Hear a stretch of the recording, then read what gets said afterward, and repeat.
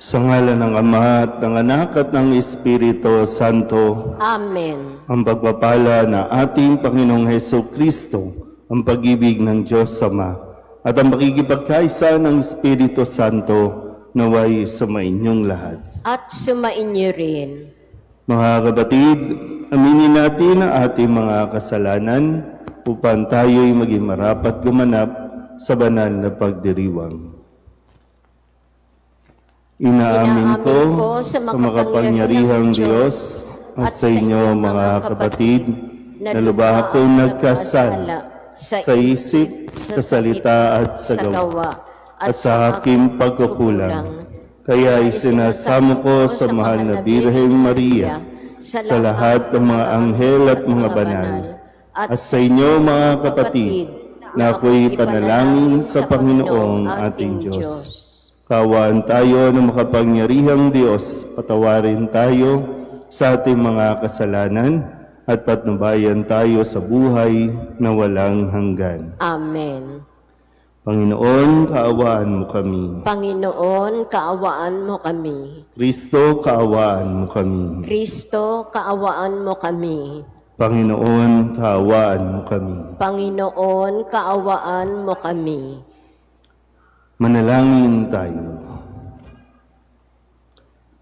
Ama naming makapangyarihan, buong puso mong ipinagkakaloob sa iyong mga matapat na lingkod ang kadakilaang maging banal na iyong ikinalulugod.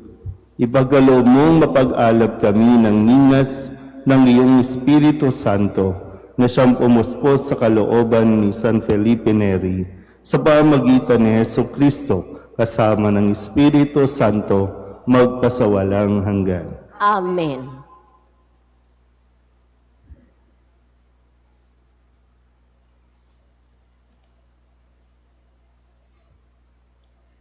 Pagbasa mula sa unang sulat ni Apostol San Pedro. Mga pinakamamahal, tungkol sa kaligtasang ito, masusing nagsiyasat at nagsuri ang mga propetang humula sa kaloob na itong nakalaan sa inyo. Sinuri nila kung kailan at paano ito mangyayari. Ang panahong ito ang tinutukoy ng Espiritu ni Kristo na sumasa kanila ng paunang ipahayag sa kanila ang hirap na titiisin ni Kristo at ang parangal na tatamuhin niya. Nang kanilang ipahayag ang mga katotohanang ito, ipinaunawa sa kanila ng Diyos na ang ginagawa nila'y sa kapakinabangan ninyo at hindi sa kanila. Ang mga katotohanang ito'y narinig ninyo ngayon sa mga tagapangaral ng mabuting balita ng Diyos. Nagsalita sila sa inyo sa kapangyarihan ng Espiritu Santong sinugo sa kanila buhat sa langit. Ang mga katotohanang ito'y pinananabikang maunawaan ng mga anghel sa langit. Kaya nga ihanda ninyo ang inyong mga isipan. Magpakatatag kayo at lubos na umasa sa pagpapalang tatamuhin ninyo kapag nahayag na si Hesukristo. Bilang mga anak, sundin ninyo ang Diyos at huwag ang masasamang hilig tulad ng ginagawa ninyo noong kayo'y wala pang tunay na pagkaunawa. Yamang ang Diyos na humirang sa inyo ay banal. Dapat kayong magpakabanal anuman ang inyong ginagawa ayon sa nasusulat. Magpakabanal kayo sapagkat ako'y banal. Ang salita ng Diyos. Salamat sa Diyos. Ang Diyos na rin ang naghayag ng handog niyang pagliligtas. Ang Diyos na rin ang naghayag ng handog niyang pagliligtas. Umawit ng bagong awit at sa poon ay iaalay, pagkat yaong ginawa niya ay kahangahangang tunay. Sa sariling lakas niya at taglay na kabanalan, walang hirap na natamo, yaong hangad na tagumpay. Ang Diyos na rin ang naghayag ng handog niyang pagliligtas. Ang tagumpay niyang ito'y siya na rin ang naghayag. Sa harap ng mga bansay, nahayag ang pagliligtas. Ang pangako sa Israel, lubos niyang tinutupad. Ang Diyos na rin ang naghayag na handog niyang pagliligtas. Tapat siya sa kanila at ang pag-ibig ay wagas. Ang tagumpay ng ating Diyos kahit saan ay namalas. Magkaingay na may galak, yaong lahat sa daigdig. Ang poon ay buong galak, na purihin sa pag-awit.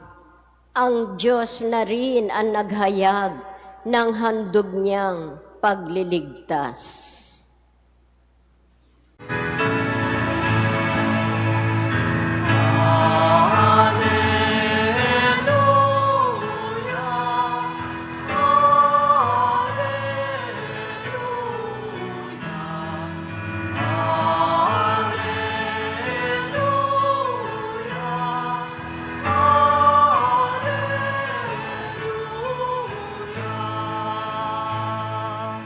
Papuri sa Diyos Ama, pagkat ipinahayag niya, hari siya ng mga aba.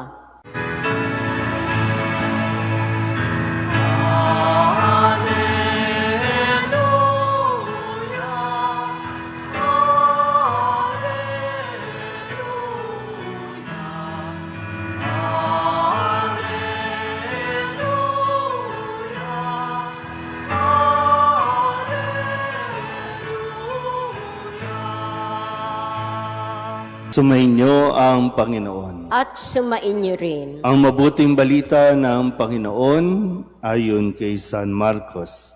Papuri sa iyo, Panginoon. Noong panahong iyon, nagsalita si Pedro kay Jesus. Tingnan po ninyo, iniwan namin ang lahat at kami sumunod sa inyo. Sinabi ni Jesus, tandaan ninyo ito. Ang sino mang mag-iwan ng bahay o mga kapatid, ina, ama, mga anak, mga lupa dahil sa akin at sa mabuting balita, ay tatanggap ng makasandaang ibayo sa buhay na ito. Mga bahay, mga kapatid, mga ina, mga anak at mga lupa, ngunit may kalakip na pag-uusig. At sa kabilang buhay ay magkakaroon ng buhay na walang hanggan. Ngunit maraming nauuna na magiging huli at maraming nahuhuli na magiging una. Ang mabuting balita ng Panginoon. Pinupuri ka namin, Panginoong Heso Kristo. Isang magandang umaga po sa inyong lahat. Magandang umaga po, Padre. Ngayon po ay Martes at tayo ay napapatuloy sa tinatawag nating karaniwang panahon. Sa ikawalong linggo sa karaniwang panahon. Sa panahong ito na kung saan ang success ng isang tao ay ibinabatay sa kanyang mga naipupundar, no? Yung mga achievements, kung siya ba ay mayroon ng bahay at lupa, hindi lang isa, kundi 2, 3, 5, paramihan. Ganyan sinusukat ang pagiging successful ng isang tao, no, higit pa sa mayroon. Kaya lang yung problema ay hindi natin nahanap yung contentment, yung bang mayroon na pero gusto mo pa rin magkaroon ng magkaroon. So ilan nga ba sa atin ang nandoon na sa punto ng kanilang buhay na sinasabing okay na ako. Wala na akong hihilingin pa sa Diyos. Okay na ako. At sa ating pong ebanghelyo, isang matinding hamon ang ipinapaalala sa atin, no, na kung saan ito yung mga unang mga karanasan ng mga alagad ng iwan nila, no, dahil Kapag tinawag sila ng Diyos o noong mga panahon na tinawag sila ng Diyos, sila ay may mga trabaho, sila ay may mga pamilya. Pero nang sabihan sila ni Jesus sa sumunod sa akin, iniwan nila ang lahat ng ito at sumunod kay Kristo. Kaya nararapat lang o sabihin nating tama naman ang tanong ni Pedro, ano naman ang mapapala namin ngayong iniwan namin ang lahat. Hindi naman ito basta wala lang para sa Diyos, sa mga taong kayang iwan ang lahat para sumunod sa Kanya, ay meron din namang naghihintay na gantimpala. Kung tutusin, yung sinabi dito na mga iniwan niya o iniwan ng mga alagad, ay ibabalik din naman ng Diyos. Sabi nga, di ba, sa Biblia din, ibabalik ito ng Diyos, siksik, liglig, at umaapaw. Kinakailangan lang talaga nating harapin yung takot natin na siyang pumipigil para lalo tayong makasunod sa Diyos. Dahil ang kabaliktaran ng takot ay pananampalataya. O ang isang taong may pananampalataya, kayang-kayang harapin ang takot. Kasi yung pag sinabi natin, paano na ako? Paano na yung pamilya ko? Lahat ng yung mga ganong tanong, kaya kahit na gusto mong sumunod sa Diyos, hindi mo ginagawa o hindi mo magawa dahil sa mga ganong mga iniisip o mga inaalala. So muli, sa tanong ni Pedro, ang sagot naman ni Jesus, sa kabilang buhay ay magkakaroon ng buhay na walang hanggan. Kaya nga kanina nabanggit ko, no? Nasa punto ba tayo o umabot na ba tayo sa punto na sinasabi nating okay na ako kasi naranasan mo ng magkaroon ng bahay at lupa, naranasan mo ng magkatrabaho, naranasan mo ng makapag-abroad, naranasan mo ng magkaroon ng laman ang iyong bank account. Naranasan mo na yung mga gusto mo at pinapangarap mo. Sa ngayon ba, okay ka na ba? O you want more? Okay ka na ba? O gusto mo pa rin, Lord, pahabain mo pa ang aking buhay kasi marami pa akong gustong gawin, marami pa akong gustong marating. So, kailan natin ito iiwanan at kailan mo ito isusuko para masabi mong, Lord, okay na ako, handa na akong sumunod sa iyo. Amen.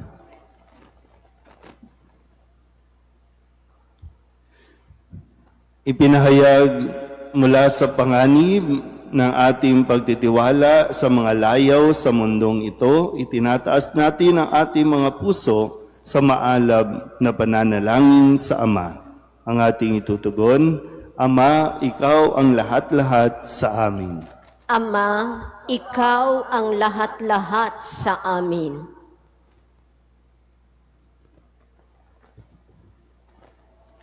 Ang simbahan sa buong sandaigdigan, naway maging matibay at tunay na tanda ng daan tungo sa walang katapusang kaligayahan at buhay na walang hanggan. Manalangin tayo sa Panginoon. Ama, Ikaw ang lahat-lahat sa amin. Tayong lahat naway matutong magtiwala sa mga espiritual na pinahahalagahan na siyang nagpapayaman ng buo nating katauhan at hindi sa mga material na kayamanan na nagbibigay ng kawalang kasiyahan sa ating mga kaluluwa. Manalangin tayo sa Panginoon. Ama, Ikaw ang lahat-lahat sa amin. Ang ating mga puso naway hindi natin isara sa mga nangangailangan at sa halip maging mulat tayo sa pakikiisa sa mga gawain ni Kristo na nagpapagaling at nakapagbabalik loob. Manalangin tayo sa Panginoon. Ama, Ikaw ang lahat-lahat sa amin. Ang mga may sakit at mga may kapansanan, naway madama nila ang kalinga ng Panginoon sa pamamagitan ng pag-ibig ng kanilang mga kapitbahay at mga kaibigan. Manalangin tayo sa Panginoon. Ama, ikaw ang lahat-lahat sa amin. Upang mamayani ang kapayapaan sa gitnang silangan at sa buong mundo, at ipag-adyanawa ang sangkatauhan sa karahasan, kasakiman at pang-aabuso ng kapangyarihan na nagdudulot ng paghihirap at kamatayan ng marami. Manalangin tayo sa Panginoon. Ama, ikaw ang lahat-lahat sa amin. Upang ang lahat ng mga nagdurusa dahil sa kalupitan ng digmaan ay daglian ng makaranas ng kapayapaan at mabuhay ng may kapanatagan at kalayaan. Manalangin tayo sa Panginoon. Ama, ikaw ang lahat-lahat sa amin. Ang mga pumanaw nating mga kamag-anak at mga kaibigan, naway humimlay sa makalangit na kapayapaan ng Diyos. Manalangin tayo sa Panginoon. Ama, ikaw ang lahat-lahat sa amin. Tulog din natin sa Panginoon ang ating mga personal na kahilingan at mga panalangin para sa ating mga pamilya. Kasama din ang mga kahilingan ng mga nanonood sa online. Lahat ng mga misang pasasalamat, espesyal na intensyon, agarang paggaling ng mga may sakit, at ang lahat ng mga kaluluwa na inihiling na ipagdasal sa misang ito.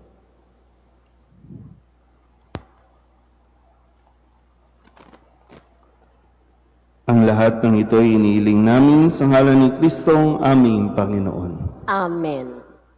Kunin at tanggapin ang alay na ito, mga biyayang nagmula sa pagpapala mo. Tanda ng bawat pusong pagkatinibig mo, ngayon'y nananalig, nagmamahal sa'yo.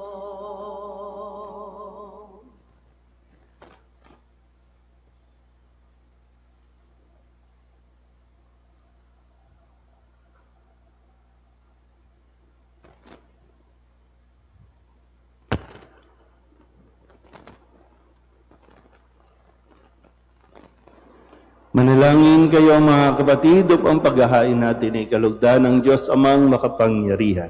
Tanggapin nawa ng Panginoon itong paghahain sa iyong mga kamay, sa kapurihan niya at karangalan, sa ating kapakinabangan at sa buong sambayanan niyang banal. Ama naming lumikha, sa aming paghahain ng pagpupuri at pasasalamat ay lagi nawa naming magampanan ng buong galak na sambahin ang ngalan mo at paglingkuran ng kapwa-tao, gaya ng ginanap ni San Felipe Neri. Sa pamamagitan ni Jesucristo, kasama ng Espiritu Santo, magpasawalang hanggan. Amen. Sumainyo ang Panginoon. At sumainyo rin. Itaas sa Diyos ang inyong puso at diwa. Itinaas na namin sa Panginoon. Pasalamatan natin ang Panginoong ating Diyos. Marapat na siya ay pasalamatan. Ama naming makapangyarihan, tunay ngang marapat na ikaw ay aming pasalamatan sa pamamagitan ni Jesucristo na aming Panginoon. Ngayon si San Felipe ay pinararangalan sa pamumuhay niyang totoong uliran at pagiging maaasahan sa panunungkulan, kaya't si Jesucristo na maaasahan sa katapatan ay inihahayag sa pangangasiwa sa sambayanan. Ang malasakit ng mga ulirang tagapangasiwa noon ay nagpapatuloy magpahanggang ngayon sa mga panalangin kanilang iniuukol, kaysa ng sambayanan mong dito'y nagtitipon. Kaya kaysa ng mga anghel na nagsisiawit ng papuri sa iyo nang walang humpay sa kalangitan, kami nagbubunyi sa iyong kadakilaan.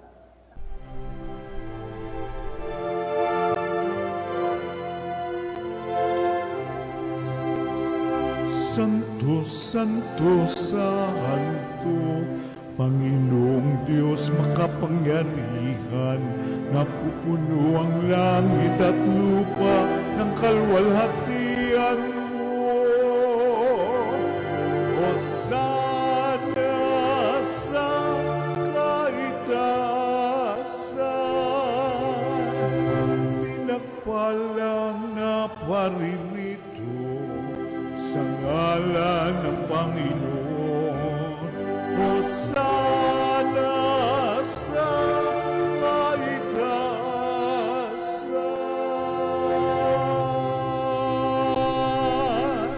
Ama naming banal, ikaw ang bukal ng tanang kabanalan, kaya't sa pamamagitan ng iyong Espiritu, gawin mong banal ang kaloob na ito upang para sa aming maging katawan at dugo ng aming Panginoong Hesu Kristo. Bago niya pinagtiis ang pusang loob na maging handog, inawakan niya ang tinapay, pinasalamatan kaniya, pinaghati-hati niya iyon, iniabot sa kanyang mga alagad at sinabi, "Tanggapin ninyong lahat ito at kanin, ito ang aking katawan na ihahandog para sa inyo."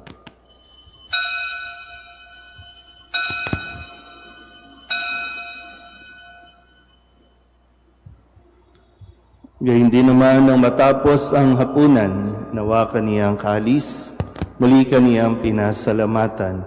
Iniabot niya ang kalis sa kanyang mga alagad at sinabi, "Tanggapin ninyong lahat ito at inumin. Ito ang kalis ng aking dugo, ng bago at walang hanggang tipan. Ang aking dugo na ibubuhos para sa inyo at para sa lahat, sa ikapagpapatawad ng mga kasalanan. Gawin ninyo ito sa pag-alaala sa akin."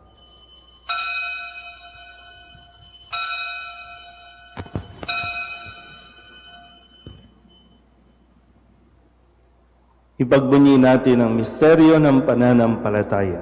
Si Kristo'y namatay, si Kristo'y nabuhay, si Kristo'y babalik sa wakas ng panahon. Ama, ginagawa namin ngayon ang pag-alaala sa pagkamatay at muling pagkabuhay ng iyong anak. Kaya tiniaalay namin sa iyo ang tinapay na nagbibigay buhay at ang kalis na nagkakaloob ng kaligtasan.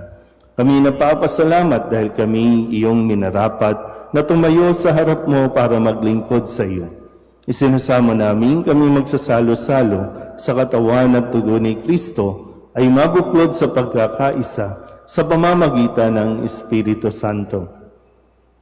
Ama, lingapin mo ang iyong simbahang laganap sa buong daigdig. Puspusin mo kami sa pag-ibig kay San Leon na aming Papa at ni Jose na aming Obispo at ng Tanang Kaparian. Alalahanin mo rin ang mga kapatid naming nahimlay na may pag-asang sila'y muling mabubuhay, gayon din ang lahat ng mga pumanaw. Kawaan mo sila at patuloyin sa iyong kaliwanagan. Kawaan mo at pagintapating kaming lahat na makasalo sa iyong buhay na walang wakas. Kaysa ng mahal na Birheng Maria na ina ng Diyos, ng kabiyak ng puso niyang si San Jose, kaysa ng mga apostol at ng lahat ng mga banal na namuhay dito sa daigdig ng kalugod-lugod sa iyo, may pagdiwang nawa namin ang papupuri sa ikararangal mo sa pamamagitan ng iyong anak na aming Panginoong Hesu Kristo. Sa pamamagitan ni Kristo, kasama niya at sa Kanya, ang lahat ng parangal at papuri ay sa iyo, Diyos amang makapangyarihan, kasama ng Espiritu Santo, magpasawalang hanggan.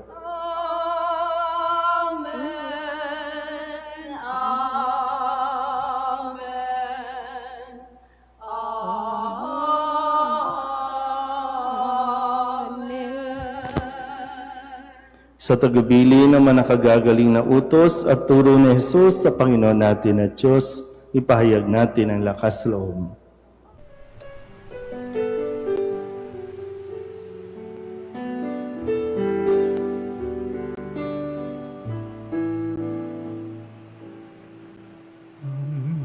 Namin sumasalang ka, sambahin ang ngalan mo,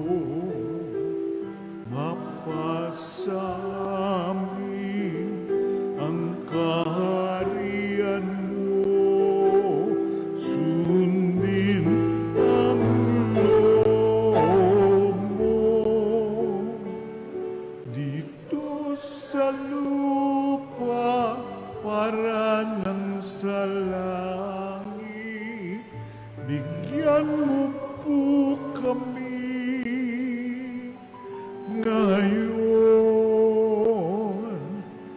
ng aming kakanin sa araw-araw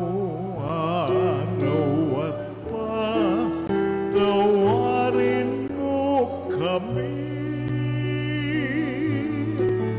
sa aming mga sala para ng pagpapatawan namin sa nagkakasala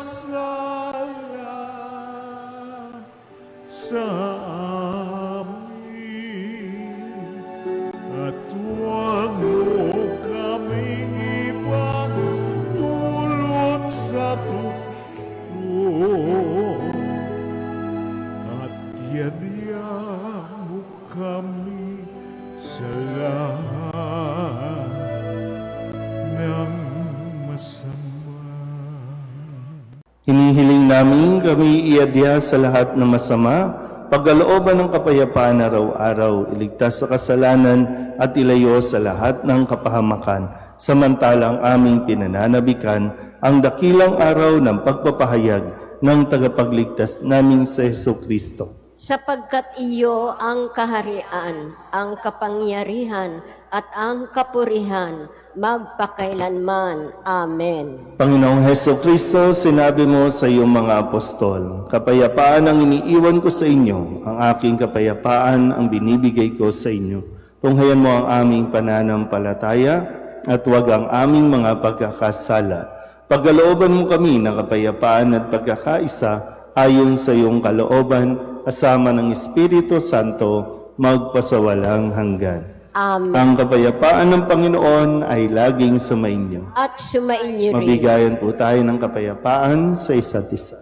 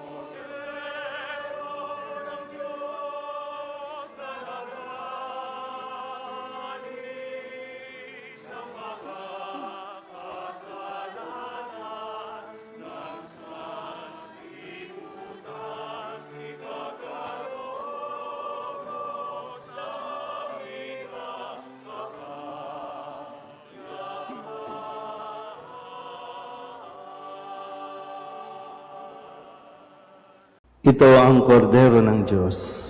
Ito nag-aalis ang kasalanan ng sanlibutan. Mapalad ang mga inaanyayahan sa kanyang piging. Panginoon, hindi ako karapat-dapat na magpatuloy sa iyo. Ngunit sa isang salita mo lamang ay gagaling na ako.